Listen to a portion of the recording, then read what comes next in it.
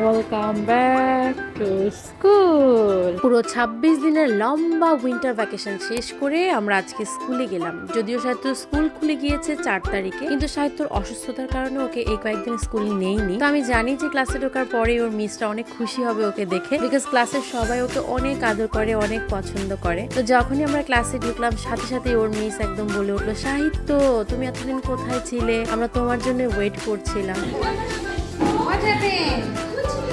মিসরা বলছিল যে সাহিত্য আমরা তোমাকে খুব মিস করছিলাম। আসলে ওর ক্লাসের সব বাচ্চাদের তুলনায় সাহিত্য খুবই শান্ত ভদ্র, সেই তুলনায় ওকে সবাই খুব পছন্দ করে, সব মিসরাই ওকে অনেক বেশি আদর করে। তো ও না যাওয়াতে সবাই ওকে খুব মিস করছিল। তো যাই হোক, আজকে ওকে দেখে মিসরাও অনেক হ্যাপি। দেখো কি করছে ওরা, দেখো দেখো ওরা কি করছে।